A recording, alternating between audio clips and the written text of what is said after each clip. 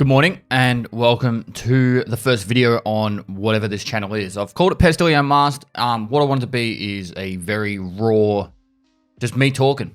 And if you guys want to listen, sweet. If you don't, sweet. Really what's going to happen here is it's going to be me either just venting, talking about life, or just being creative. If it's going to be me interviewing someone or just talking about, things that are on my mind, or I just want to make a really short creative video using my own techniques and editing just for a bit of fun.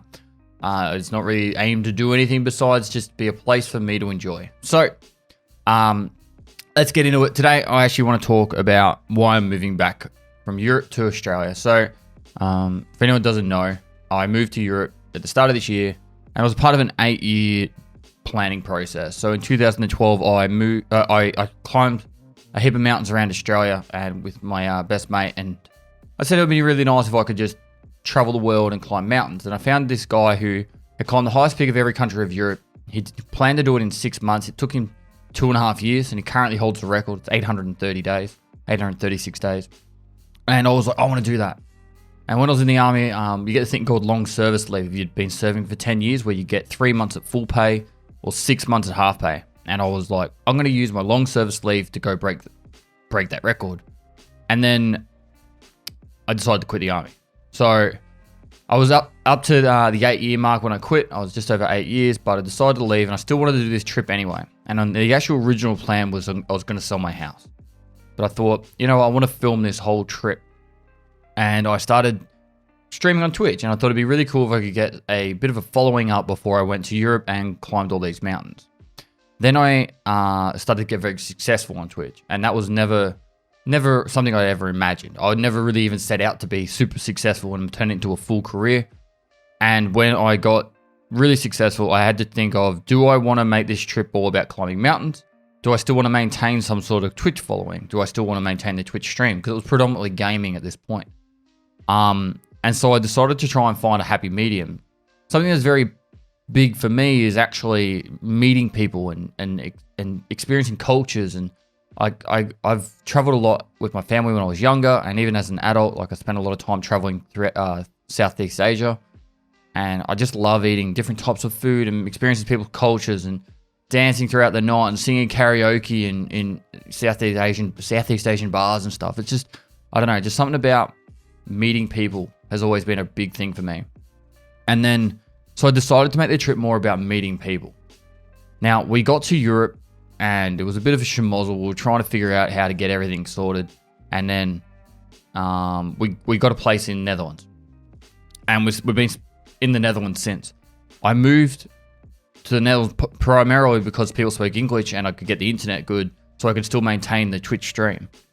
And then I was starting to do my travels throughout these countries. And we went to France, and it was a bit of a, to be honest, we planned way too much to do in 48 hours. We went to Paris, and we did a lot in 48 hours. And then on top of that, we went to a war memorial that I wanted to go to on the way home.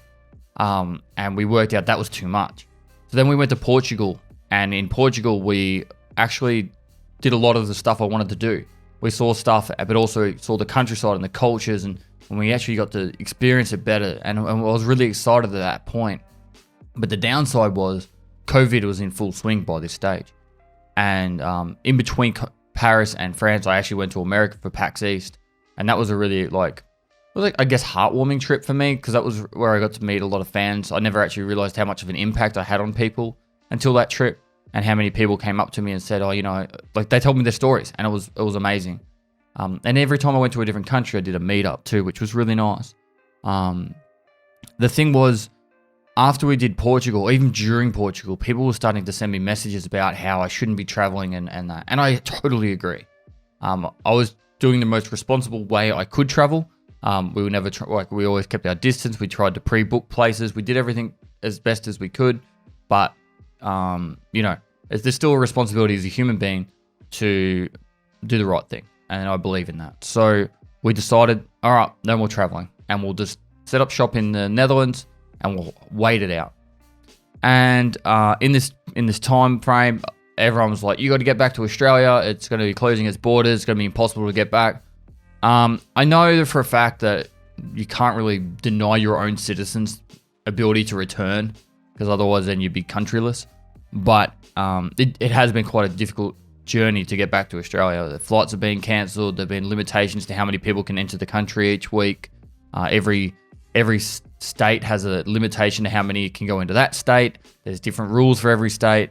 And then there's stuff like hotel quarantines for 2 weeks where you won't be able to stream or use your internet for that period.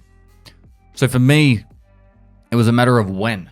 When do I go back to Australia? And I was like, well, we want to go back before Christmas, because if we go any later, then it's going to be an issue with the whole internet and, getting, the visas post January, because we're meant to be here till January. Well, I'm fine with my European passport, but my wife and my cousin aren't. And so we didn't want to have to go through that headache. And then we also didn't want to be trying to get flights around Christmas time. And so we started organizing stuff, and it was just getting really, really stressful. And to the point now where we finally got some flights and we're happy to go back. It does really sadden me though, because I don't know if you realize, but that was 8 years of my life I'd been planning to do Europe. Now I understand COVID-19 is a really devastating thing. It's upset, ruined, and destroyed the lives of many families around the world. And I don't want to downplay that at all. It's horrible. There's also other people that have dedicated their lives to doing certain things. I actually feel for people like Olympians. They would have had this year, they would have been planning that in 2020 they were going to go to the Olympics, represent their country from any country in the world. And they've been training up their whole life and to do this thing that they want to do. And kind of my Europe trip was that for me. In full disclosure, I actually pretty much planned my Europe trip to be like a bit of a last hurrah before I have kids and settle down and be a responsible family man kind of thing. And I wanted Europe to be that I got to see the world while it was still good. And obviously I was out by a year. But I'm hoping that we can get through this and it will be a lot better. Unfortunately, it actually is really taxing on my mental health. The fact that I spent 8 years of my life to do a trip that I never got to do. And I'm not looking for sympathy or anything, but it's just, I wanted to put that out there. Like I've actually held this to myself a lot because I don't want to downplay the fact that COVID-19 has hurt other people way more than it hurts me. But it is one of those things that's really upsetting for me. And so going back to Australia, I don't see it as like I've failed my objective in life of doing this trip. I plan to do it again. The hard part is it's just, for me, I'm very goal driven and I'm very dedicated to things that I set my mind to. And when I can't do it, it's frustrating and it's upsetting. So I don't plan on, talking about this too much or too much more at all. But I just think it's nice.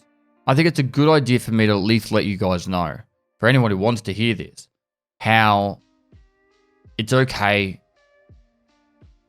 to be a little bit selfish in the fact that if your life got affected in a way that might not be a health way, but it'd be a mental way, I don't see there's an issue with that. This is upsetting for me, the fact that I couldn't travel and do this whole year's plans. I'm sure there's thousands of Olympians out there that couldn't do it. And my feat wasn't something to be like Olympian, like I'm going to be the best in the world at something. Mine was just a personal life goal. And even if I didn't climb all the mountains, which I did still plan even with this trip to climb a heap, it still would have been something that 20, 30, 40 years from now I would have looked back on as being one of the greatest things I got to do in my life. So yeah. Anyway, I know that's a bit of a downer for a first video for a channel, but I just want to be real with you guys. I want to talk to you guys about this stuff. But this channel's not just going to be about this stuff. It's going to be about questions I get about content creation and streaming. I get heaps of questions every day. What would I do if I was a new streamer? If I had all the information in my head right now and I started again, what would I do? I'm going to put all that stuff up here too. Whenever I feel like ranting, talking about a topic that's common, if I see something that I think stupid and I want to talk about it, I'm going to talk about it and I'm going to chuck it up here. So, yeah, I'm going to leave it at that. Hopefully you guys enjoyed this. Obviously, this is the first video on a new channel. Subscribe to it, like it, notification bell, all that good stuff. Comments. If you want to see some other topics of me talking about, like military life or streaming or fitness, health. I used to bodybuild, and I never did it competitively. I did it for my own personal gain and enjoyment. All that stuff. Chuck it in the comments. I'll write a list and I'll just start ranting. I'm going to be stuck in a hotel for 2 weeks. I'm going to be probably driving my wife mental, and I'm gonna hopefully make some of these topics talking points, and I'll actually make videos for it. So hopefully you guys enjoyed this one. I don't have anything else to say. Love yous all. Stay safe, and we'll talk soon.